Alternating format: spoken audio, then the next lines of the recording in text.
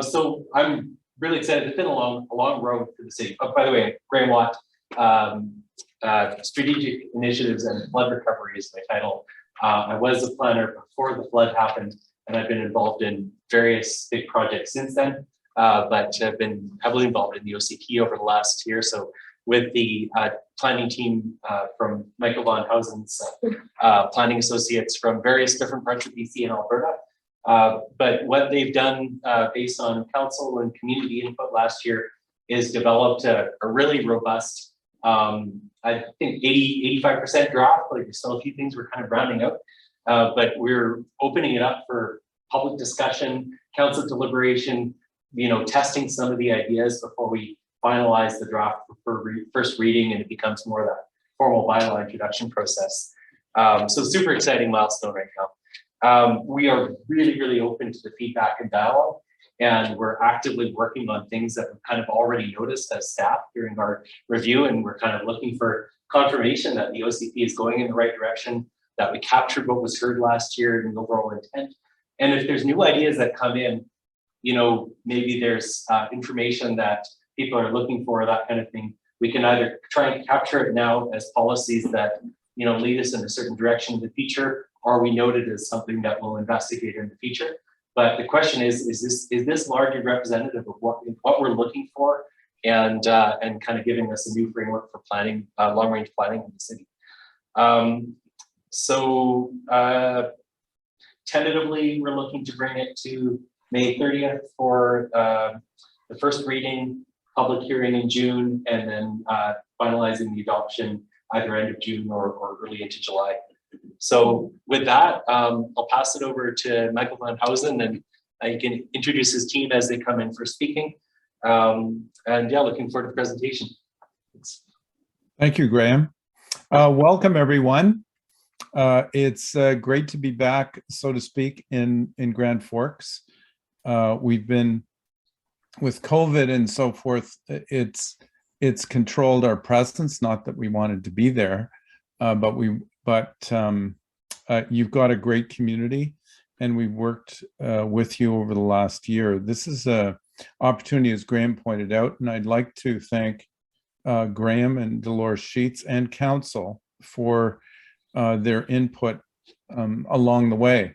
And just for your information, I think we've reached a milestone where as a team, and I'll introduce the team members, we have never done 9 drafts of an OCP. So as Graham pointed out, we've really taken the fine-tooth comb to this one, and it has some, as you'll see in our presentation, we'll walk you through, that we've thought about some quite progressive ideas to create a great framework for you to move into the future. From the as you'll see, from the environmental, call it benchmark or framework, through residential and employment. Could we have the next slide?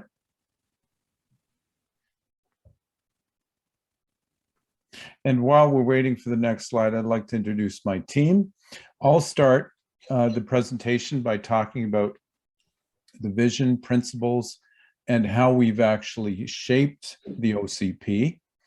And then I'll hand it over to Amy. And very importantly, we'll start with what we heard. In other words, what the engagement will be and has been, and explain how you can participate, those people online, how you can participate this evening, and those of you in person. And then I'll hand it off. Then Amy will hand it back to me. I'll take you through a few slides. I'll hand it off. And Amy Clark is our specialist in community engagement and communication. Jonathan Schmidt will then join us. He's our senior policy specialist, and walk you through the framework on how we've shaped the community using the layers, as I'll point out. And then finally, Fraser Blythe, our wonderful GIS and urban designer, will take you through the details. He's also a specialist in the zoning side and policy side. He'll take you through some of the detailed layers on how we're going to shape developments in the future, that how the city will actually guide the development review and application process. So this is the introduction. I'll take 5 minutes. We'll walk through about 30 slides, so that will be in the 20 to 30 minute range. And then we'll finish with Q&A, inviting you to participate.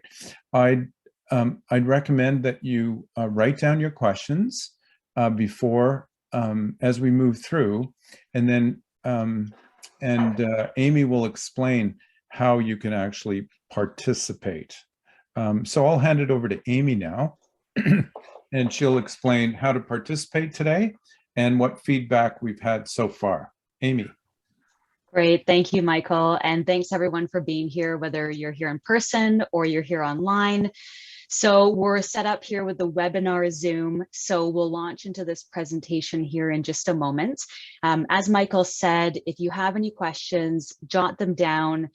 If you're online with us tonight, feel free to pop them into the chat or save them for the Q&A, and we'll kind of get a little bit of a queue going there, and we'll go through the questions within the chat. We are recording this session tonight, so that way if anybody couldn't be here this evening, we're able to share this content with them. And your camera and microphones will be off, which is why we're using the chat box for the question and answer period. But if you'd prefer to ask your question verbally, just type in the chat box you have a question you'd like to ask verbally, and we can unmute you. And we'll go to the next slide. And so how was this OCP created? So as we mentioned, we've been working very hard since our last round of engagement. We've been meeting with council, working with Graham and Dolores to craft the draft OCP that we're presenting to the community now. So a lot of inputs go into this. We have technical inputs. So, you know, what works for Grand Forks, best practices and team expertise, looking at the community breakdown, and in particular in Grand Forks, things like flood mitigation is kind of a special consideration for your community. We also have community inputs. So looking at the feedback we received from our community and stakeholder engagement last year, our survey that we're having right now, so getting feedback on the draft OCP, as well as several different meetings, open houses, which is all summarized in our What We Heard reports. We've also met with council. So council had identified these 4 key priorities previously to us, which has helped shape the OCP and the type of feedback we're looking for, as well as, of course, staff input. So lots of review done by Graham and his team, which has been great feedback to help guide us along the way. So this has been the foundation, and it really helps us to craft a functional document that reflects the needs of the community of Grand Forks. And next slide, please. Great. And so our engagement to date, we were in the community in June 2021. That was our first round of engagement, which focused on both education and awareness of the OCP update process. And it also helped us to gain a better understanding of the community's priorities within those 4 key focus areas from council. So we had public facing events, we had events aimed at the business communities, we had our community circles engagement kits, which went out to different community members, including seniors within the community and youth. And we've taken this feedback and we've crafted it, as I said, with staff and council to get the draft OCP that we have now. And so we've seen these key themes emerge from this. So things like more innovative housing, preservation of heritage and character, community cohesion and togetherness, trail systems that link the city and make it easier to move around, and the downtown core. So creating a community hub that's pedestrian friendly, offers a variety of services to the community, and supports local businesses. So those are the key themes we've heard, which have helped lead us to the OCP that you're going to see today. And we've been getting some great feedback on our survey already. And now we're in this round of engagement. So we have this virtual open house tonight. We have our survey ongoing until this coming Monday, end of day. And there's lots of resources available on the city website.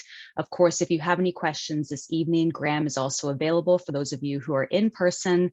There's some resources available to look at, and we've got a summary document on the city website as well to get a concise overview of some of the updates that we're doing to the OCP. And with that, Michael, I'll hand it back to you. Oh, you're muted, Michael. Yes, thank you. Thank you, Amy. Rezoning. I stepped out of character and I actually muted myself. So now let's get into the content. And every, I think, great document, you've most probably seen it through many documents, it starts with a community vision. In other words, how can we ground our future in a vision here in Grand Forks? So Grand Forks is a thriving, future-looking city with unique neighborhoods and a distinctive downtown, the Market District. As a community, we strive to be inclusive and diverse, provide necessary housing and jobs, support the development of trails and well-connected green infrastructure, and protect our natural assets and the Grand Forks community through sound climate change planning. And Amy has already outlined that, that aspect of flood mitigation and something we've been working on with Grand Forks over the last year. So as you'll see, as we go to the principles, the next slide, in other words, how do we implement this? And we shaped, working with staff and council and the community, we've shaped 4 fundamental guiding principles that will shape your future. The first layer is integrating the natural systems from the river landscape, which really shapes the Forks, to enhancing great neighborhoods. And we talked about council's priorities being housing and adopting a diversity and choice of housing throughout your community, but putting the right house in the right place. So it's, as you'll find through our presentation, that we've provided a number of opportunities for different kinds of housing in the right place. The third principle, maintaining a thriving economy. As we've all seen during the pandemic, many people are living and working at home. So the whole aspect of gathering at the same time, supporting that local in-house, so to speak, economy and the existing jobs that you have is very important, and further enhancing those. And finally, guiding principle number 4, connecting the cities. As you'll see through the trail system, we were discussing the OCP actually last night, and we're talking about this wonderful opportunity Grand Forks has of further enhancing and connecting the existing trail systems before. And the wonderful thing is, many of them follow the old railroad right-of-ways, and those are flat. So I think Grand Forks has a great future in terms of healthy, livable, and connected. Next slide. So let's talk about the overall structure. And one of the things we talked with the city, with council, and during community engagement is the importance of starting with the fundamental layer called environment. In other words, what are those things that we absolutely have to preserve and that is part of the character making element of Grand Forks? And that is the environmental layer. And we started with that and saying, how do we actually conserve, preserve, and enhance that layer so to protect and improve Grand Forks? Next slide. Then we overlaid the existing residential areas, and as you'll see, enhancing those with community and neighborhood nodes. And so, how does that residential layer interact with the environmental sensitive areas, the agricultural areas and so forth. So also that transition is quite important. And then finally, next slide, layer number 3, the employment component of it, including the downtown and the industrial areas. How do those actually integrate well into that overall tapestry of that wonderful city called Grand Forks? Next slide. When we then overlay those 3 layers, we then come out with this great tapestry of land uses you'll see here. And I'll hand it over to Jonathan to take you through the details. Thank you, Michael. So as you can see, the environmental layer is framed in the green here, and it's broken down into the environmental land use area and the agricultural rural area for the most part. So what we've done is taken the structure of those 3 layers and we've further subdivided them. And so you'll see a little bit more graininess and detail in this map, but this is the key official community plan map. In our opinion, it's the primary map within the document, and there are policies and directions guiding each one of these different colored areas, each one of these land use areas. So we begin with the environmental area layer. We divide it into 2 layers for the most part. Then we can move to the residential. So you see for the most part, that stays yellow. So we have an RN, residential neighborhood layer land use. But if you recall from the previous slide, the residential area was a little bit broader. So we've subdivided it into other categories such as neighborhood nodes and community hubs. So these are gathering places of commercial activity, institutional activity, recreational activity, where there's kind of vibrancy already happening, and we want to build on that, and we'll explain that in the slides to come. We also have the downtown and the greater downtown within what we would call the neighborhoods and nodes. They're both residential and employment, but we've kind of steered them towards the neighborhoods approach. We believe they are a neighborhood and kind of function as such. So that summarizes that residential layer, that yellow layer that Michael explained. And then we have the employment layer, which is broken into the highway and tourist commercial, the light industrial, and the heavy industrial land uses, which are the purple and red. And so together, we believe that this is a cohesive framework from which to build the OCP on. And we hope it's logical and also makes sense from literally from the ground up, that when we came to Grand Forks and understood the stories from the flood and some of the trauma and experiences there, as well as looked at things like steep slopes and sensitive habitats, we really believe to start with the environment and then build up from there, neighborhoods, and then employment areas. So getting into some of the approach and details of the OCP, we developed this nodes, neighborhoods, and districts approach, which builds, as I said, on those initial 3 layers that Michael explained. So we have neighborhoods, which are, where your existing residential areas are. Sometimes they're sprinkled with parks and recreational areas and institutional uses. We really see a complete neighborhood idea such that other OCPs might differentiate institutional uses and park uses. We've tried to kind of think of that complete neighborhood idea. And then we have nodes, as mentioned, these gathering places that are already starting to bubble up within Grand Forks. It's big enough that your downtown core is a node, and we'll explain that. We also have other nodes that are starting to grow across town, and we want to build on those and direct certain types of development to those nodes. And then we have districts, which are the employment areas. So here's the 3 nodes that we developed. So we have 3, and they have scaled hierarchy. So the largest is your downtown core. So this is the heart of your community. It's where there's the largest mix of housing types and density at times. it's really a gathering place and a node for everyone in the community, for the whole city. And then we have community hubs, which is the next size down. And these are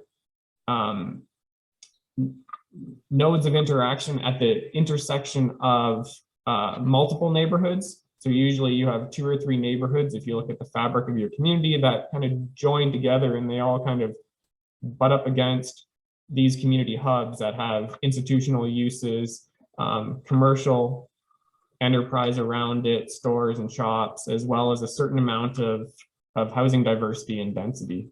And then we have the smallest node, which is the neighborhood node. So this is something like a corner store that might have a little bit of higher density housing around it, an apartment or row housing. And it may not even be an entire block, it might just be a corner, and that's the start of this activity node called the neighborhood node that we've crafted within the OCP. So getting into a little bit, and I'll lean on Michael here for his beautiful sketches, that they're not just pretty drawings, they actually describe a future state of this idea. So in this case, for a neighborhood node, the intent of it, and this is text straight from the draft OCP, it's a walkable destination within your neighborhood, perhaps having a store and maybe a residential unit above it. So it might start as just 4 corners, or maybe half of a 4 corners where you have a store, and then over time, the policies of the OCP encourage this evolution of it, that you would get a little bit more density of residential units around it, and they might grow over time, 10, 20, 30 years, into what you see in the drawing here, and sort of this gradient where you have the node, the intersection, and then a gradient out down to the neighborhood. Michael, anything further on that? Yeah, I think what's very important is to explain that, we want to maintain the small town character of the city of Grand Forks. And by one of the challenges with different kinds of housing, as we all know, is the sensitivity of introducing townhouses and maybe low-scale apartment buildings, three-story apartment buildings. And we know that there's an affordability crisis across British Columbia, and that includes Grand Forks. So those of you who are seniors, or especially younger single people, these neighborhood nodes combine a number of things. As Jonathan pointed out, they're at specific intersections that are already well connected to the downtown and other parts of Grand Forks. So they provide arterials for transit. So single people or single seniors without transportation can move around the community, very importantly. And as Jonathan pointed out, there's support services for you. So more concentrated population in these areas. We'll also have the stores, medical support, etc. So this will grow over time. And very importantly, it will include a diversity and choice of housing, both possibly ownership and rental. So people moving to Grand Forks or people maturing in Grand Forks can move to these convenient locations without, very importantly, impacting the single family residential character that primarily makes up Grand Forks. Back to you, Jonathan. Excellent, thanks, Michael. We'll move on then to the next size up of a node that we call a community hub. And so as stated here, they're a destination at the intersection of 3 or 4 neighborhoods where those neighborhoods join. And the difference here compared to a neighborhood node is these institutional uses that the drawing has identified in this blue color, showing that there might be a school, a community center, or such element there that is large enough to gather a lot of people. We're showing a ball diamond here as well. And so it's the same idea in terms of a gradient of development. So you have a more concentration of development at the center of the node, and then a gradient outward from it. Michael? Yeah, this is just a different, and these aren't new uses. These are built on existing locations throughout the city. And they're generic, but quite specific. In other words, there are existing, this particular node's in the west side. It has an existing park. And what we wanted to do was infill and also institutional recreational uses, but also illustrate the potential for infilling those rental or condos that are, again, relatively low scale. They're 3-story walk-ups, so they maintain that connection to the street and the scale, but providing, again, the diversity and choice of housing that's convenient to local services. And the other thing is that they're located at more collector roads and arterial roads so that the transportation system can support the development over time. And then we have the downtown core. So this is the heart of Grand Forks. We really wanted to emphasize the importance of it and really draw attention to it within the OCP. One of the partner projects that our team undertook under the guidance of our team member, Chris Fields, is the Wayfinding Strategy. And so it really focused on the downtown. It focuses on a few other areas too, but really to emphasize that this is the gathering place for the whole city, that nodes and hubs may be smaller gathering places on a daily basis or weekly basis, but we really want everyone to have an experience downtown. It be the preferred location for festivals and activities and special events. And so that's embedded within the OCP policy to try to direct the city to really make sure it's a vibrant place within the city. Michael? Yeah, and the ingredient that we're finding very important to vibrancy, as at the beginning, to create a downtown vibe, is bringing in infill residential units. In other words, 2 to 3 stories, townhouses, as you see in the illustration on the edge. So infilling some of those vacant parking lots with residential, still keeping parking so it's convenient in the downtown, but really bringing residents right to the edge. So instead of having a 4 to 8 hour downtown, you have a 12-hour downtown that's safe. And I use the metaphor of, imagine one person on the street versus 4 people on the street. It changes the whole character and vibe of your downtown. And the Market District has so much potential and great character. And so we want to enliven it and with people during a longer period of time. And so that the existing businesses not only expand, but thrive. In other words, they're super successful, and it's difficult finding a space in your downtown for a new business. That's a good problem to have. Thank you, Michael. So that's a focus on the 3 types of nodes. I also wanted to explain a little bit in terms of, well, what about the rest of the neighborhoods? The residential neighborhood land use that you saw in yellow in the land use map. So we want that area to ensure that the character is maintained while allowing a path for evolution over time. And so it is envisioned within the neighborhood land use to encourage a slight up in the number of units per hectare within the policies, to try to encourage over time a little bit more compact development. But there's a lot of policies around the neighborhood character and making sure that trees are preserved and making sure that landscaping is there, and that the neighborhood character is really at the foremost of any redevelopment that happens within your traditional neighborhoods. Another emphasis is the connectivity. So the trail system, as mentioned, is wonderful, but there are some missing connections that we think would really benefit people for getting around town if they weren't in a vehicle.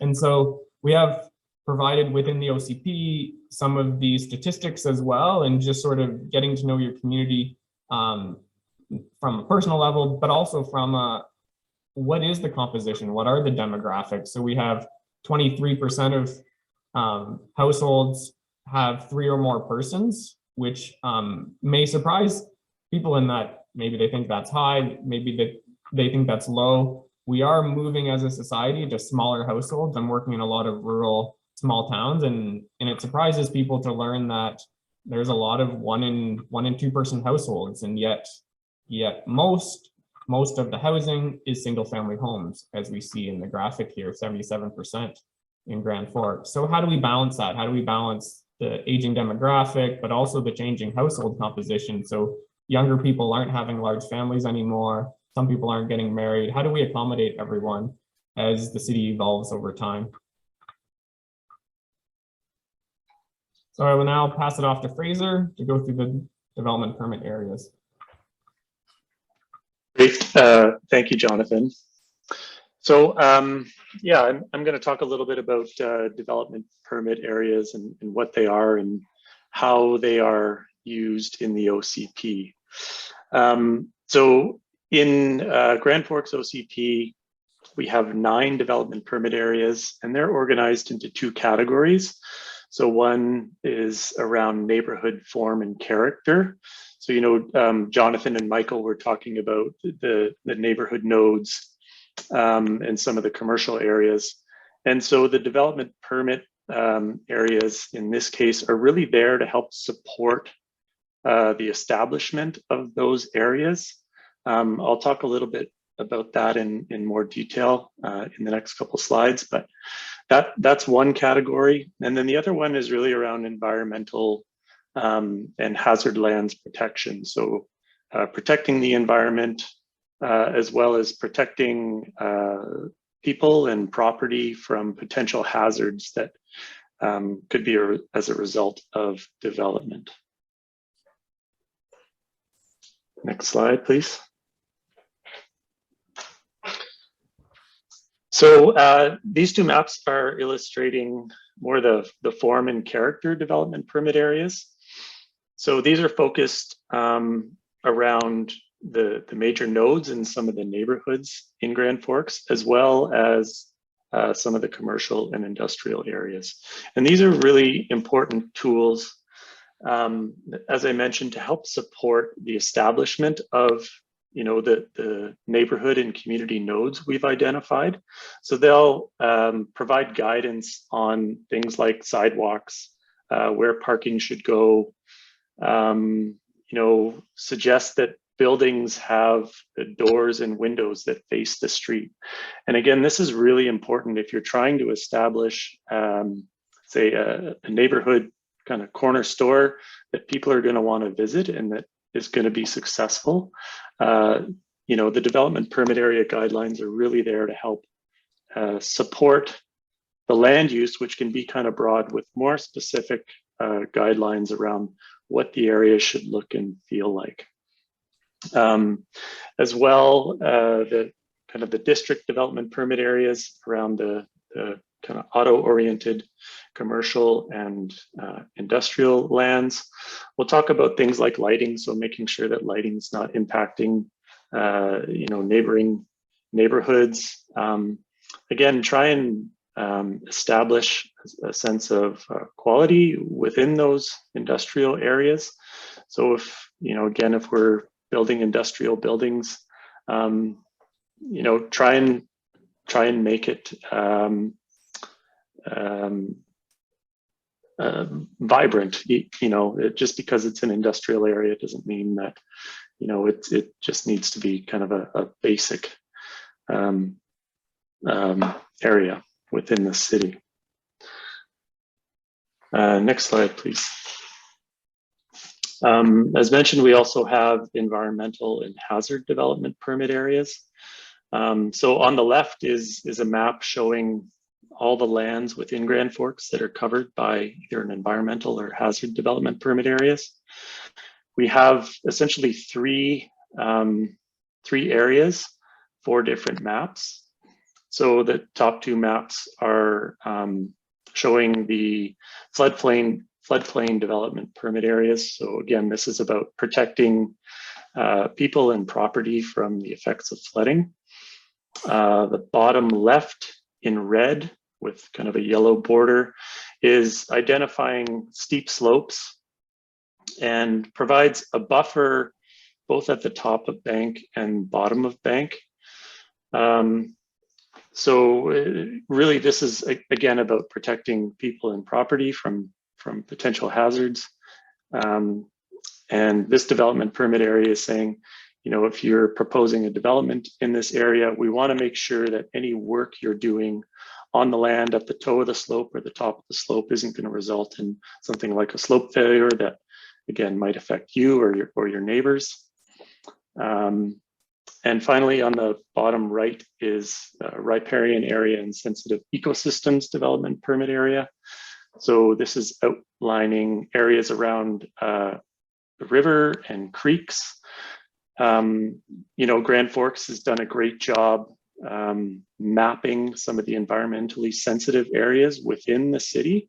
And so that was really helpful in terms of identifying where critical habitat is. So things like wetlands and established forests that are important to species at risk. So these development permit areas, it's not to say that there's no development whatsoever in there. It's really just to say, you know, if you're proposing development in this area, we'd like you to go out, have a professional look at it. So whether it's a professional, qualified environmental professional to say, you know, there won't be any impact on sensitive habitat or streams with the proposed development, or, you know, an engineer to say, yes, you can dig into the slope here and it's not going to result in destruction of property or potential other hazards. Can we go to the next slide, please? As mentioned, there's two maps that address the floodplain in Grand Forks. So there is flood work being completed or planning to be completed within the city. And these two maps are essentially showing the existing floodplain development permit area on the left. Hey, hold on 1 second, Fraser. We for some reason. So I think you're just kind of summarizing the previous. Sorry, I can't quite hear you, Graham.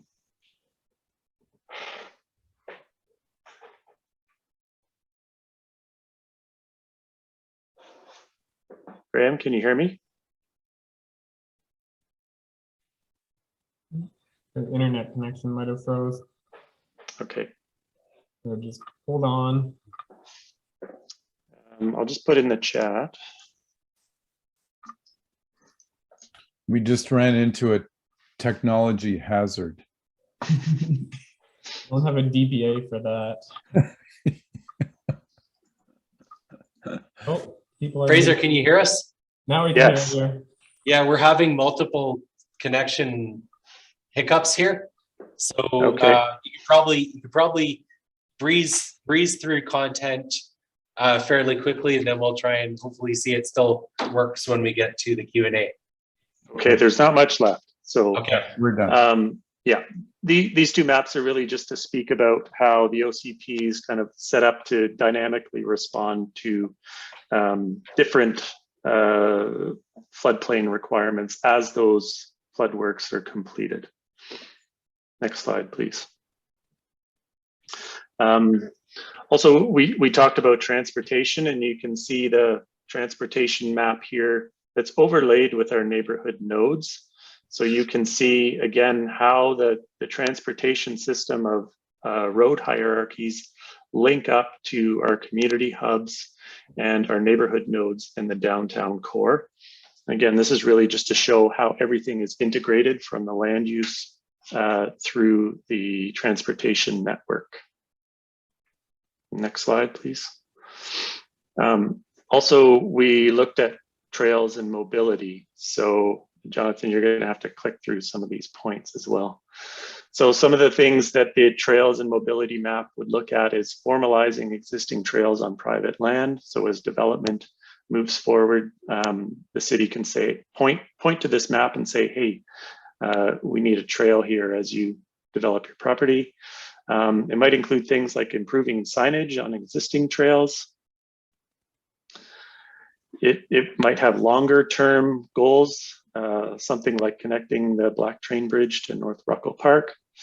It's also identified proposed sidewalk improvements or new sidewalks for pedestrian connectivity.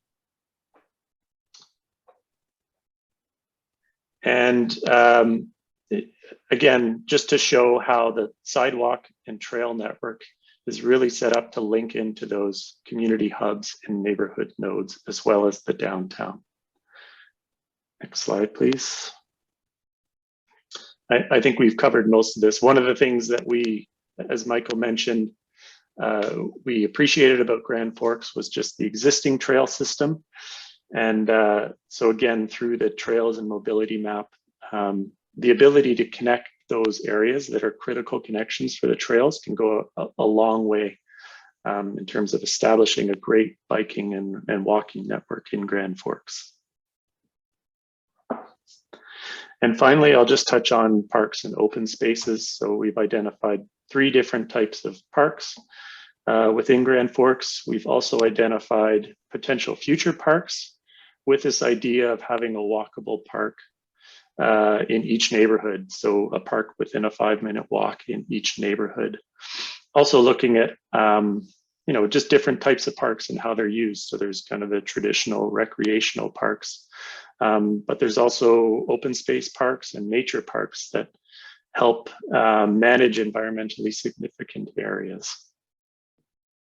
And with that, I'll pass it back to Michael to wrap up. Thank you, Fraser. Thank you, Jonathan. Thank you, Amy.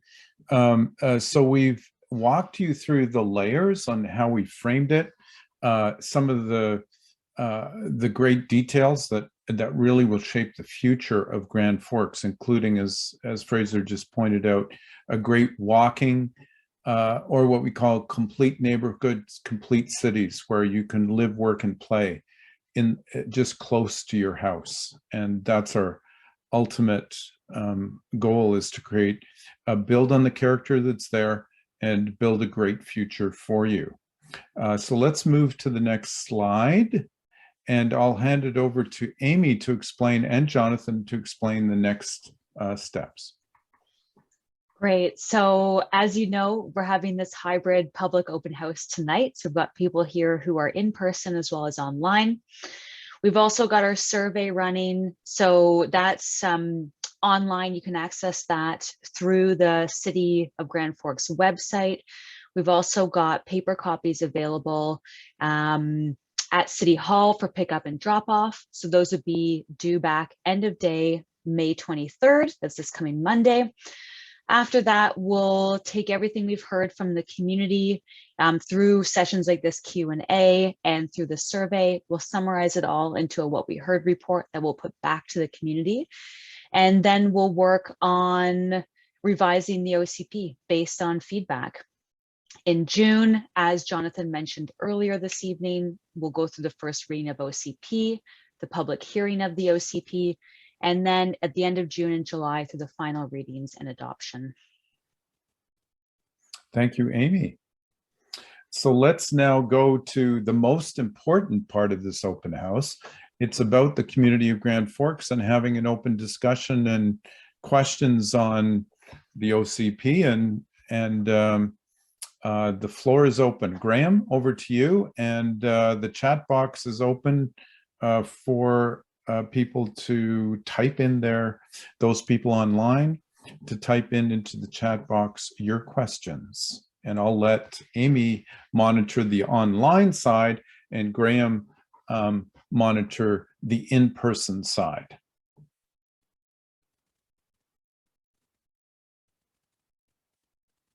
We'll just start with a couple of questions from the room here. If anyone's got some burning questions, I actually heard a couple questions at the beginning of the presentation, so if nobody speaks up, I will borrow your questions.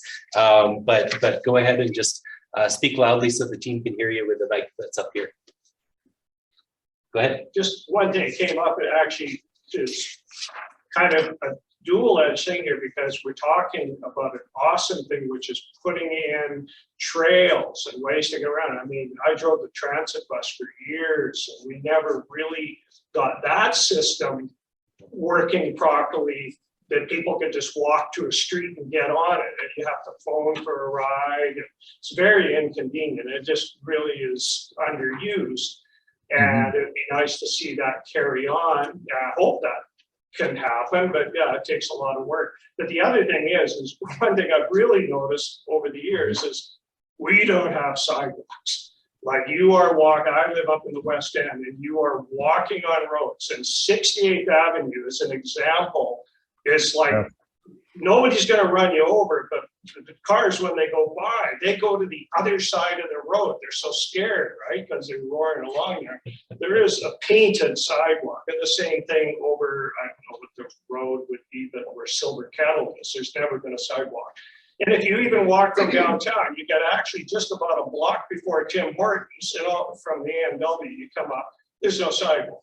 All of a sudden it's gone, right? And so you can't even walk from downtown to Extra Foods without walking on roads. So I would really love to see that. I hope that that can happen and that carries on. But on the other side, here was my question. In a lot of the higher density downtown idea, one of my observations when I drove in the summer was that people in large motorhomes and a lot of people towing fifth wheels would kind of slow down, kind of go, yeah, it'd be nice to stop here, but where? And I mean, that's just part of the tourist industry, I guess, but it isn't very user friendly right now to people with larger vehicles. There's only well, I'll still call it overweighty, but Save on Foods parking lot is about one of the few places. So I don't know if that's in the plans too, is to accommodate tourism by giving them an obvious user-friendly place to park. So it's a two-edged thing, like I said. There's the trails, and then there's also still we'll need to accommodate vehicles for at least the next, 20 years? Till we go electric. Yeah, that's my question. If they're Excellent. Excellent. Thank you. Sorry, Graham. Go ahead. Yeah, I think part of the magic, something we identified, thank you for those observations and stories, because it really enriches this aspect. I call it the sidewalk to nowhere. You know, sometimes there's a segment of sidewalk and you think, oh, finally I'm on a sidewalk, and then it finishes. And so one of the things that we identified was this connectivity. And then, as you point out, there should be priorities for installation of the sidewalks where they are most needed. And you pointed out 68th. We were on that road too, and on bicycles, and I share your fear, because combined with the speed of the cars, it's an unsafe condition, both for the pedestrian, as you pointed out, to the driver. But to your point, and to answer your question, the wayfinding that we've created, we identified that particular point, saying, where are the gateways into the downtown, and how can we invite those larger RVs into the downtown? In other words, by the park, etc. So there's a guidance system, so they're not fearful. When you're driving one of these larger vehicles, it's somewhat cumbersome to even take a corner. So again, the wayfinding system to direct them to the free parking that is adequate for pulling a larger, the RV or the truck, whatever. That was something we noticed too. So it's in the plan. It's part of our wayfinding program, so that we draw people so it doesn't become, as you know, a bypass downtown. In fact, we want to invite them into the market district area and have them comfortable in terms of where they park and have free parking. So thank you for that question.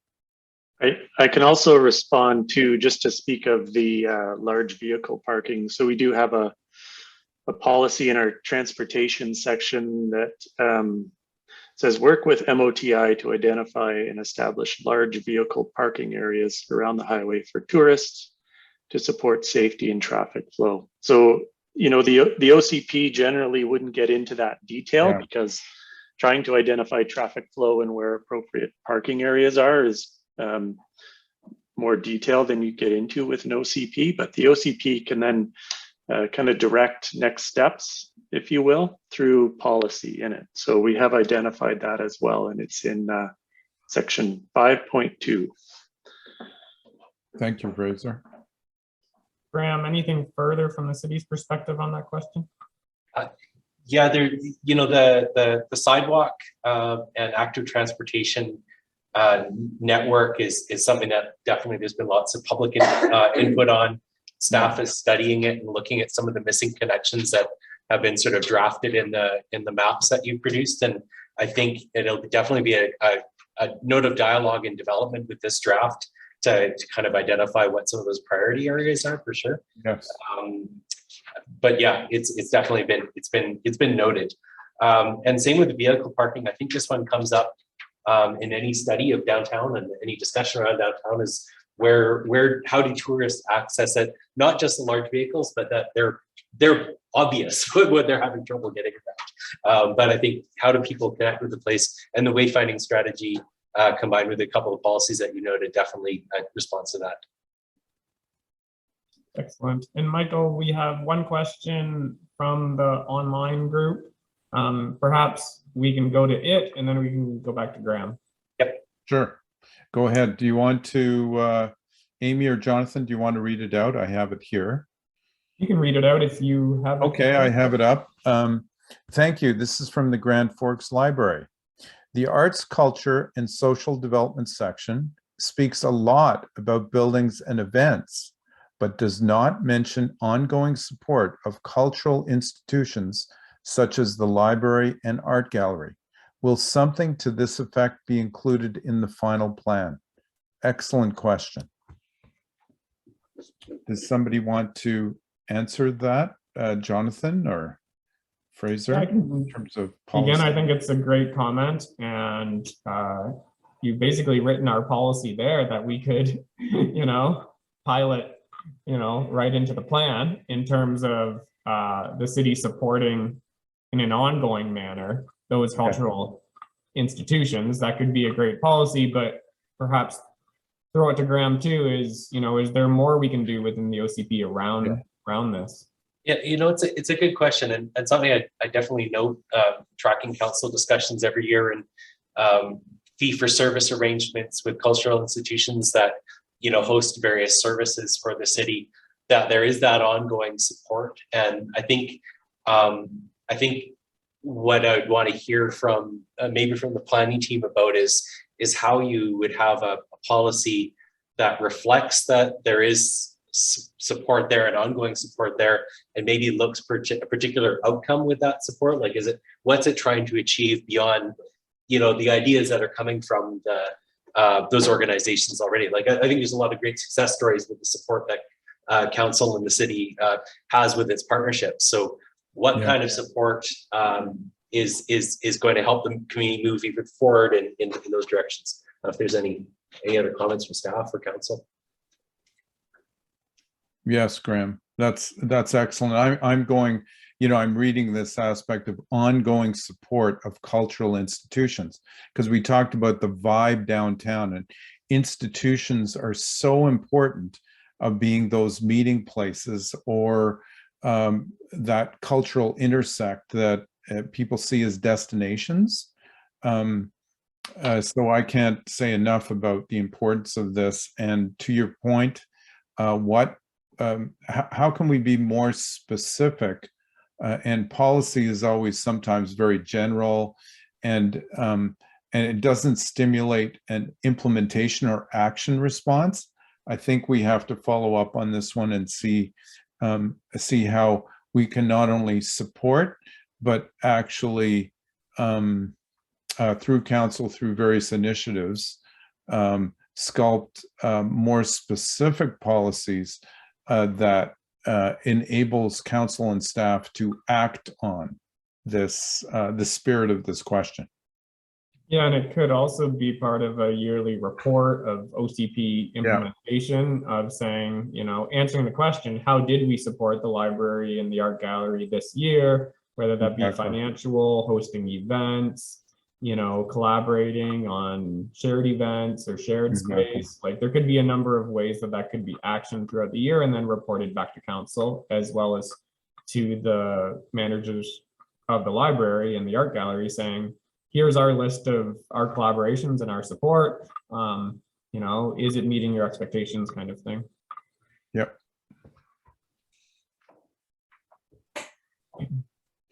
And Graham, I'll jump into jump in with the city as well. I think it's important to note that this was an update, so it definitely wasn't that it was, you know, intentionally left out. It wasn't one of the areas that had been identified. So it's an excellent point, and council through the budget process has a line item.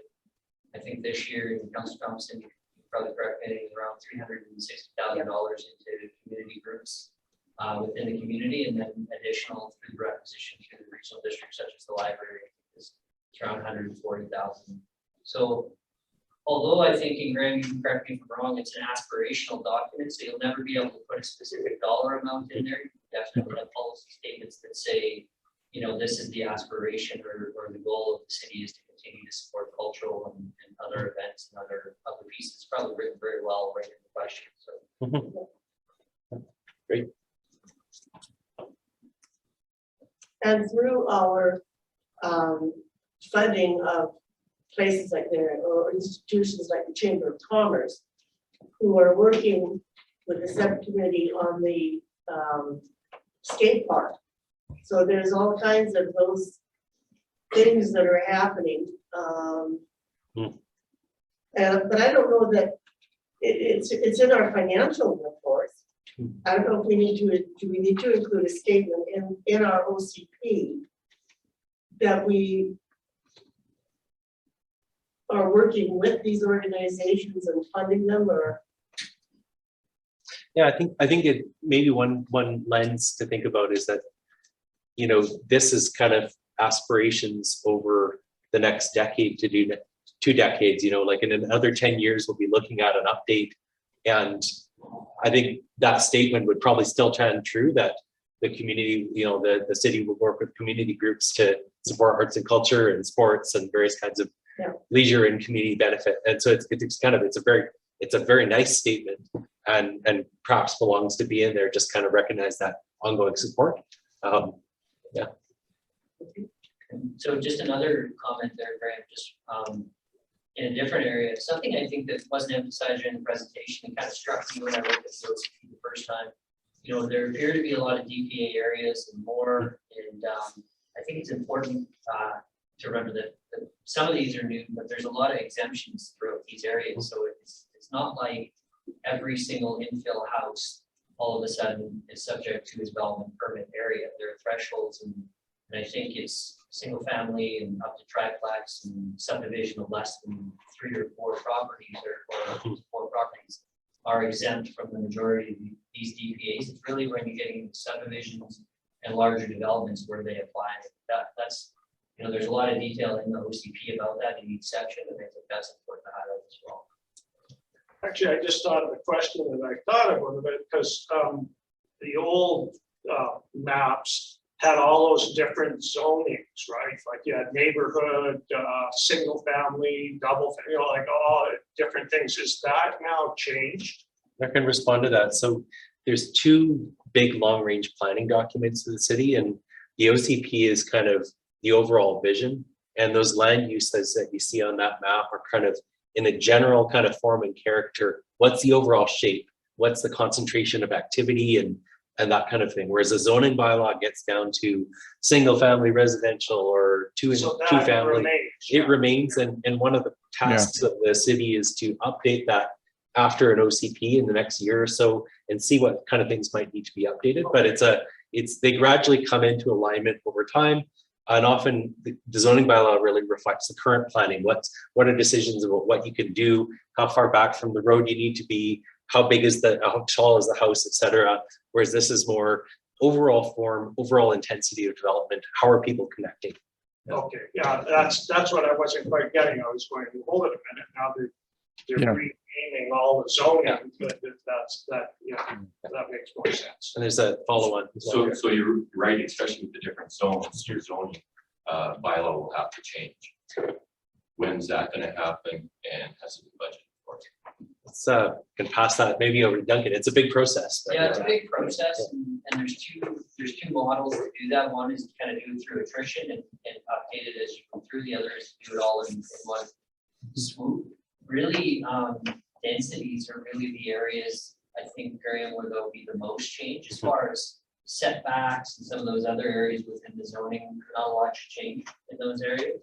Well, your whole zoning titles have changed, so your uses are going to change also. You know, like I'm allowed to build, I think, a carriage house, but then there's other properties where you're not allowed to.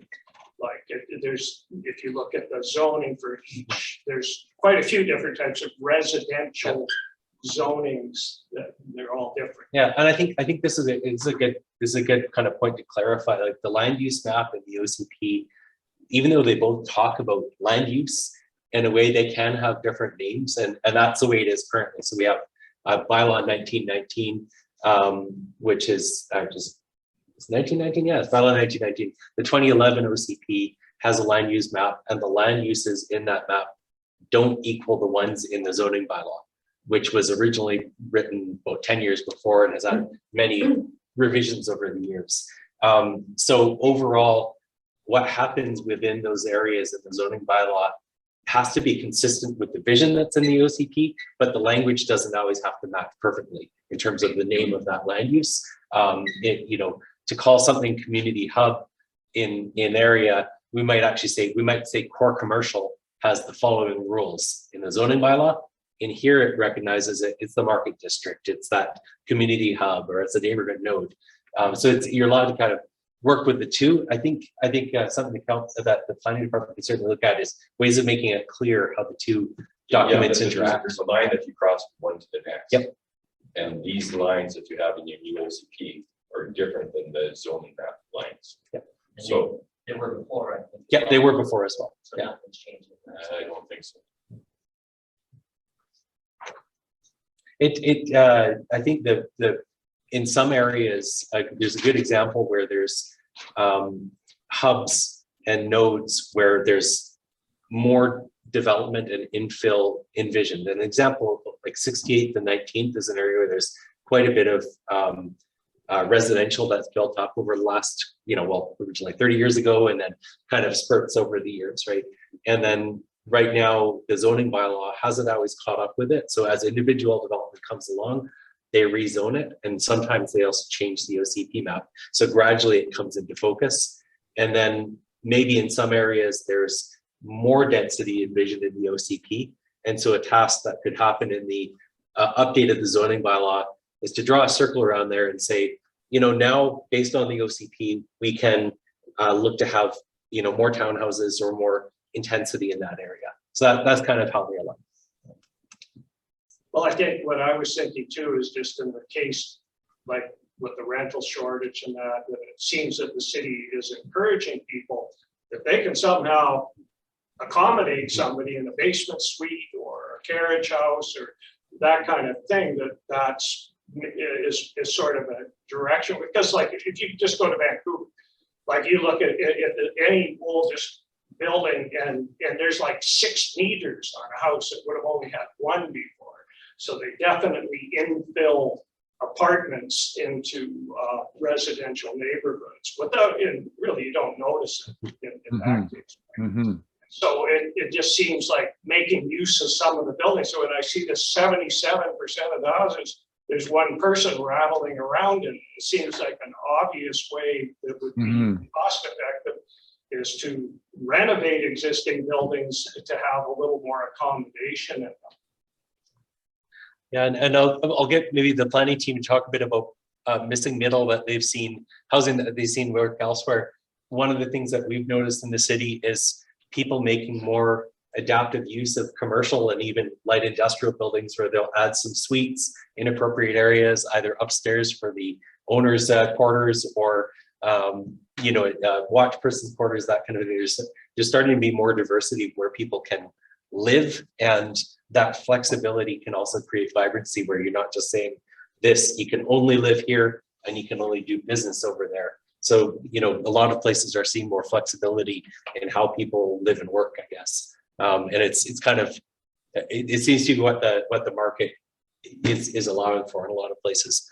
Any further comment, I guess, on housing form and change in land use that the OCP team saw? Yeah.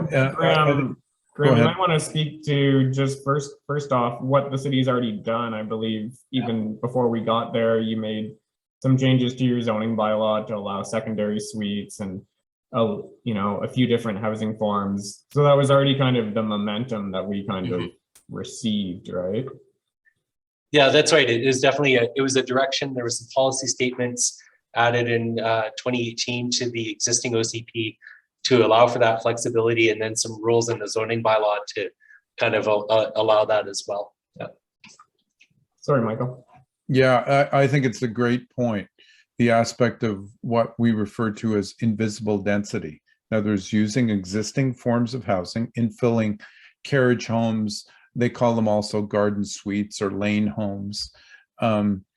Because interesting enough, in Grand Forks, what we noticed is the lots are relatively large in many of the areas, therefore allowing this infill without being too close to your neighbors, so to speak. So as the gentleman pointed out in Vancouver, they allow in certain situations a suite and a coach house.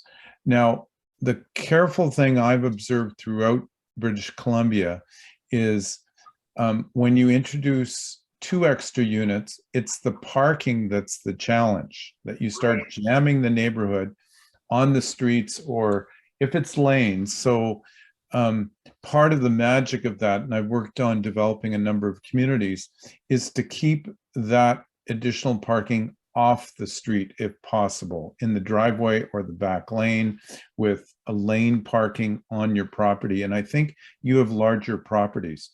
So just think of this: a single house having an additional lane house, you provide affordable housing, you provide a mortgage helper for a young or senior individual or couple. So it helps each other. In other words, it's the old economy where you provide a certain asset in your community. You don't change the physical form radically, like introducing a duplex or a townhouse, 6 townhouses. In fact, if 3 homeowners introduce a suite or a lane house, and over to Graham, if you allow that, all of a sudden you have up to again, you could have 3 additional units with 3 houses, that doubles the density, or you have suites and lane homes, and that triples the density without changing the character in the neighborhood. Yeah, there's definitely some flexibility there now, and that you know, Excellent. like a duplex and a garden suite or carriage home, or you know, house and basement suite and so on. And we have some guidelines in the zoning bylaw, rules in zoning bylaw, about parking and access, egress connections, that kind of thing. Yeah. Good. I think we've set up the neighborhood land uses too, to, as Michael mentioned, be flexible. So this idea of converting an existing single family home into a triplex or something is now at least supported in the OCP. You'd still have to go through a rezoning, but from an OCP standpoint, there is support for that. So I think, again, you know, just hearing what was mentioned about infilling with that invisible density, the OCP, I feel, has really done a good job setting the community up in order to support that. So there's a question at the beginning, just kind of right at the beginning of the open house, I just wanted to reflect on again, and Duncan touched on it briefly, but the comment came in with all of the green areas on the map. Is it, you know, are you freezing development when Grand Forks can really grow here? You know, and have you actually set a target population for what the city could be? So is that kind of a tension between environmental protection and growth, or how do you see both being accommodated? I think that's an excellent question too, because people see the green layer and say, as Fraser pointed out, it doesn't exclude development. It just puts the precaution that's saying, we have to pay attention to the constraints in this area. Whereas in the other areas, we're saying, in those constraint-free areas, we're going to create more opportunities for different kinds of housing and different kinds of development. So that's where the term compact development comes in. But by no means, we're just recognizing what we were talked about as a group and with the city and so forth, is what we don't want to do is an applicant comes in and he doesn't understand where he is in the city. And therefore we don't start with that. He only finds out the constraints later on in the process than at the beginning. So it's to highlight, and in the foreground of this is obviously the riparian areas, the environmental sensitive areas, that when people or residents, even existing residents, if they want to put in a suite, they know right off the bat that there are some limitations that they have to pay attention to. But most importantly, in larger developments where there is a developer who comes in, he can really assess, or she can really assess the property in terms of how much development area there is and how much, let's say, constrained areas there are that demands, let's say, innovative development approach to it. So approach is not limiting the development, but is to focusing, it's called right development in the right place. So you don't run into those, we've all seen where there is tragedy, where there's a slump and a slope where a house is built too close to the setback area or the top of ridge, and it causes a tragedy. Or in the flood situation, that especially in those flood prone areas, they might say, I'll get this lot at a discounted price, but there's a reason for that discounted price, and the buyer should know what the constraints are. So it's just a framework that recognizes and respects those existing residents and future residents. So it's sort of full eyes wide open. And then in the balance, actually, as Fraser pointed out, there's flexibility in redeveloping units into more compact units. So as I said, you get the right development in the right place. I'd also, sorry, go ahead, Graham. I was just going to note the group has shrunk a little bit. And I don't know similarly online or not. But I just wanted to sort of put a call for questions, and then final comments, make sure we've captured everything before we sort of start drifting away. And there's another question here. Good. I got a few of them. Sure. Stop me at the right time. Well, what we could do is two things. Like we could focus on the ones first that you think are applicable to the most properties or most areas, and then if there's more detailed ones, we can always do a follow-on after. First of all, I'd like to say that it's a great document, a lot of good stuff in it. But I would request that you slow down your timeline for public involvement. Obviously, in a town this size, to get a group of this size out to comment on it, I think is lacking a bit. I think we need to get a few more comments out there. Good.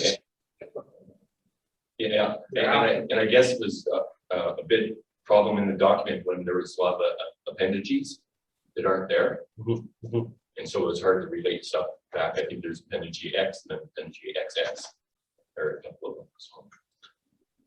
So, noted. And I don't know how much detail you want. I'm looking at your map too, and there's a character development permit area. Yet I don't see one in the document itself. Yeah, so the character development permit area is a category of your downtown, and actually we've got an example up on the DPAs here. Yeah, all I'm saying is it says here it is on the map, but there's no other reference to it. Yeah, and I think maybe to be clear on the map that the character is a category, and there's different types within, just like environmental hazard is a category, and there's a few different DPAs. So It's good. I think it's confusing to say character DPAs when there isn't a section that says character DPAs in terms of a specific one, but I think that's a collection. Yeah, I mean, I guess you wanted to make this flow good for everybody to read it smoothly, right? Yeah. Good, thank you. Thank you. Appreciate all this detail. And did I hear you correctly that the zoning map that we are currently using is not going to change? Is that what I heard? Because if this OCP gets adopted, the zoning map currently in use will not change. Not until the bylaw is updated. So it still applies, but when you're, I think if just from a planning department perspective, you've got the map from the OCP and the zoning map, and in some cases the information might actually conflict a little bit, or they might be hard to interpret when you have them both in the same place. So in a presentation to council on a particular rezoning, there might be a discussion about actually doing an amendment in the OCP, or vice versa. If there's something coming in around, here's something new that's consistent with the OCP, but not with the zoning bylaw, we're looking at a rezoning and bringing in alignment. So that's the incremental part that Duncan was mentioning. Yeah, a couple examples, right? So Railway Park in the OCP previously was parkland, I think. Yeah. And in the zoning bylaw was industrial. Yep. And then the other example is the property south of Raven Place that's in front of council right now. And in the zoning bylaw, it was high density. And in the Medium density. Yeah, that's medium density, and in the OCP it was low, like. Yeah. Vice versa. So there's some inconsistencies now. You can do it through attrition, or you can do it all in one big swoop. Right? And those properties are going through the rezoning process using the titles in the zoning bylaw. That's what it is. Yeah. So the one thing with this way of doing an OCP that confuses me is, and I'm probably stuck in the old world, is the institutional, the government offices, the services type things. All I can see in this document here is we want to see those in the downtown area. Is that correct, or am I missing something? Do you want me to start, or do you want to jump in, Jonathan or Fraser, in locations? I think I reiterated a little bit earlier that we believe neighborhoods are complete with institutional uses. So there's policy within the neighborhood land use area saying that institutional uses and community uses are appropriate. And so we've crafted it there rather than having to have, one parcel colored purple or blue on the map per se within the OCP. And so we've dealt with it through policy. Graham? And actually, so there's one quick follow-up on that one. And we like that approach. And the other thing that we like is that when there's opportunities for new institutional that's either in downtown or in the nodes or hubs, especially community hubs, if there's an opportunity to build something new, if it's connected to one of those that has some of the greatest benefit. And I think a good example is a hospital in a single family residential neighborhood. You've got kind of a high intensity use without any other complementary supports around it, and it's kind of isolated. And you don't necessarily see hospitals in the middle of downtown in most small communities, but what would you do in a neighborhood to make it more complete, compatible with institutional, residential, and various other things? One thing we've thought about doing is just having an outline on properties to identify that there are institutions throughout the city, whether it's the schools or hospital, et cetera, so that you can identify, yes, these are institutional uses embedded within neighborhoods or hubs, just to kind of recognize that. Okay, so just reading through I think there's multi-uses in every zone except residential, which is very limited in this. And that's where our hospital is. So if we got a detox center into town, if we got another facility that community could use, like you said, buy a hospital is probably the great thing. But when I read this document, I see that it's in a residential area that doesn't include financial or commercial, where I only read that in the downtown core that there's those types of housing. So that confuses me. Yeah, I mean, any comment from the team? Well, this doesn't preclude your rezoning process. So within your zoning bylaw, you'll have institutional uses. You'll have public uses as a zone. And so if someone or an institution proposes a location right in the middle of a neighborhood, and the OCP generally says that institutional uses are appropriate, it still needs to fit within the character, and council still needs to make a decision and look at the application to decide whether that's an appropriate place for that use. And so council has full control over zoning. This is just saying that the OCP isn't kind of unnecessarily embedding itself within that conversation. It's saying neighborhoods should be complete, institutional uses and community uses are part of neighborhoods, and they should be, but council still needs to control that at the zoning level, and they still have full control over that. So all these colors on the map really don't mean anything. You can always go to council and rezone it to anything. Well, council needs to comply with the OCP, and so there's rationale that they could accept an institutional use within a neighborhood, and there's rationale that they could say it doesn't fit the character, and that the land uses within the OCP really do speak to developments fitting the character within neighborhoods. Okay, so the piece that I'm really having a problem with is I see this big residential area where our hospital is, and then I see a emergency shelter in the same area where it says, no, this should be residential. So I don't see this document helping us with locating those kind of facilities in our community. But that shelter is temporary. Oh, true, true. But I'm saying we have to find a spot. If you look at this map here, and that says all residential. Yet, I would say by a hospital is probably a good place. And so we're creating an OCP that says one thing, and we could change it tomorrow, and it doesn't mean anything. Yeah, I do. Graham, I think the legislation set up that way to allow council to amend the OCP, amend zoning, issue temporary use permits. And that's built right into the local government act. That's not necessarily built into the OCP. Oh, true. Isn't this just a guideline? Isn't that generally, this is just what we could do? Yeah. It's not like this is what we're gonna do. I think, yeah, it's a guideline. It's ideas that can be used to help shape the direction of the community that we refer back to say, yeah, this is going in the right direction, or maybe this is different than we thought of when we developed this plan. Are there good reasons for doing that? And there can be good reasons for changing a line on the map, you know, but we've got to think through the rationale that's in the OCP and look at the direction that, you know, there's a lot of study that the planning team did in looking at this together with staff and council. And I think, but over time things evolve and our understanding of things evolves. So it's good to remember that they do get renewed. Yeah. These are all good points, and you know, the OCP is an overarching document that's, as we just discussed, is a guideline for future growth, and it's a framework for growth, but it can be, so it's a guidance structure. And one of the things, as this gentleman pointed out, is this, you know, right use in the right location.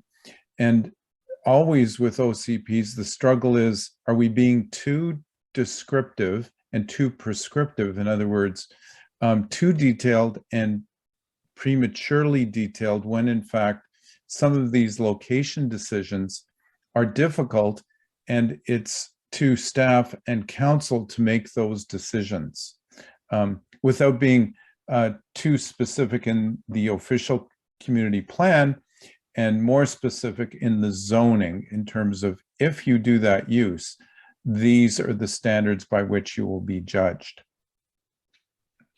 On that note, if I may, and I'll stop this with two suggestions, and they're in the definitions. Thank you. You've got some great definitions of engineers, hydrological engineers, and things like that. I would suggest that you put one in for a professional engineer, structural engineer, to make sure that it reads the same, where they have insurance behind it, basically, where they're an accredited person, and if anything goes wrong, they have insurance behind them. You have a few places in your document where you say professional engineer, but there's no definition in kind. Oh, thank you. Thank you for that. We'll note it. And under the master plan definition, As you said, Michael, it's very prescriptive. Yes. I would like, or I think it would be a good idea if under that master plan, there is some wiggle room to ask for other documents or other information other than the ones listed. Good. They leave a door open for asking for those things that you don't think of today. Excellent. Excellent comment. Thank you.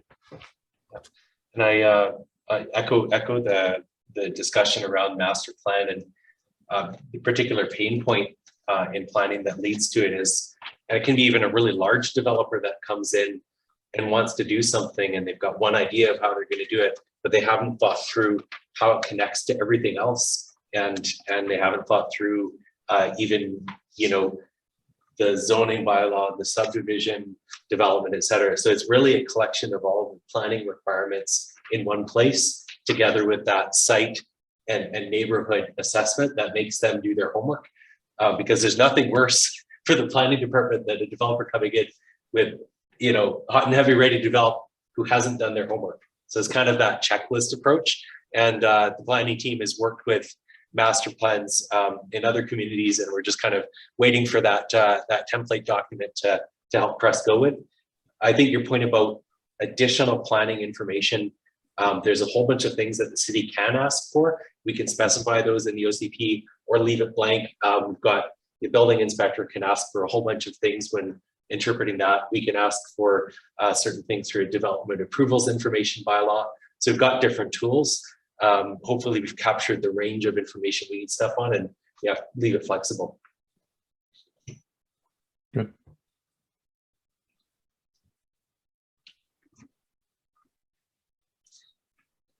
Any final questions before we kind of just quickly wrap I got up? one on your trails and such. Mhm. You've got your great trail running through Grand Forks, but it doesn't go anywhere. It ends basically right at the Black Bridge, but you don't go over it, you go through town, but that doesn't tell you how you go through town. You end up through a back alley behind Home Hardware, and then where do you go from there? There's lots of those on the map that you could, I know, but that's part of the. I was gonna trail. bring it up too. Yeah, so Fraser? the- Black Trail. Yeah.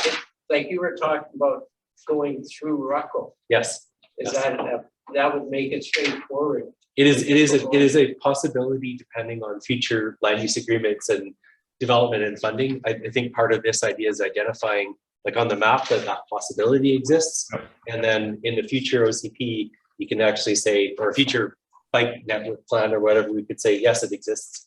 I think there's several connections that have been envisioned in the past that aren't complete yet, but this definitely identifies that they could be.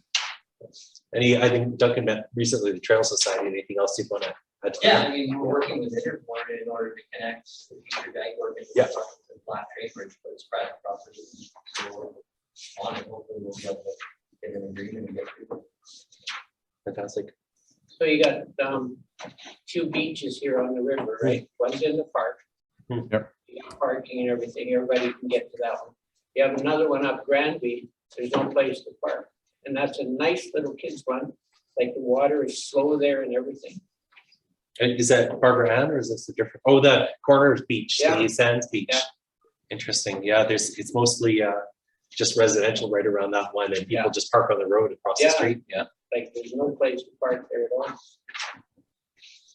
And you want people go up the Granby Trail and such, there's no real parking other than that St. Anne's one. But there's no trail that leads from there other than walking on the roadway up through there.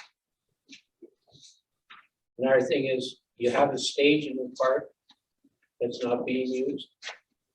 I thought it was excellent whenever they did have something there. Now you got a big berm there that would be almost like a seating area. Be like an amphitheater that could be built in there right now. As for the one on the highway, it's noisy. And where do people park? They have to park over in, you know, We by the asked, credit union and such like that. But still, I've been doing music in the park for 30 years, and when we asked the people, when we were out there, do you want to move back to City Park where we started? And they all say no. And it's them, it's like they're the audience, right? They don't like something about the way that stage, and they like being on the ground, and they don't seem to care about the traffic, but I agree with that. I personally like the stage because everybody can see, there's nobody sitting in front of you or anything. Oh, the stage. Yeah, The stage over here at the. The only trouble with that stage is too tall. Huh. They should just fill in the whole thing. Never mind that little dike there, just fill the whole thing. I didn't mind it sitting back in my chair and it just washed up just perfectly. Plus, there's no washrooms downtown. Oh, They got rid of all of them. Now, in fact, even last summer, it was closed a lot of the times. I walked 6 and some odd kilometers around. It'd be nice if I have to really plan it to make it back home up by the high school. Yeah, you made several excellent points there. Trails, connections to parking and how people get from park to trails, downtown amenities and making good use of the space and opportunity to dike there. And then the washrooms as well and what people do. So I think we And definitely. there's another thing too is there is no real signage to get to the park. I live up by the high school there, and there's a elementary parking lot, and a lot of tourists pull in there. I've even seen people have picnics there, but there's no washrooms or anything. Like I see them, I've stopped and talked to them and said, well, I didn't know there was a park down there. They said, yeah, it's right beside the river and everything. There's a playground there, but they can't get to it. There's a nice parking lot they can park in. That goes back to the wayfinding and helping people connect to the Yeah. places that are there. Well, the Pearly parking lot's very visible and you can see, you can get in and out of it. So people land there. So, gotcha. And back to Rod. Yeah, one last comment, and this is very personal to me. When the city talks about infrastructure, water, storm sewer and whatnot, please don't forget the electrical system. They're a utility out there too, and they do good for our people. So put their name in down. Yes, good call. And I think we might be missing them out. So good call from a former lineman and electrical coordinator. Yeah, we should have good electrical because they're paying about 20% more than the people in Rocco. Because they're paying 9 something, we're paying 12 something. Thank you, Council. All right, so maybe just in wrapping up, we'll collect the information from tonight as well as the information from coming in from the surveys. And I think all comments here were interesting and constructive, and I think we'll see what the overall themes are coming in from the community about the timeline on dialogue and see where council wants to go with that. Yeah, we're looking forward to the follow-up discussion with our planning team on what kind of key themes are coming out of all the engagement and what changes need to happen or would be recommended to council for bringing in at some point. Where can we get dependencies to this? The appendices. I understand that we're having the final drafts the end of the week, so that they'll be out next week with the version that will be coming to council at the end of the month. Yeah, so they'll be basically available at the next council meeting if everything's packaged up for that one. Yeah.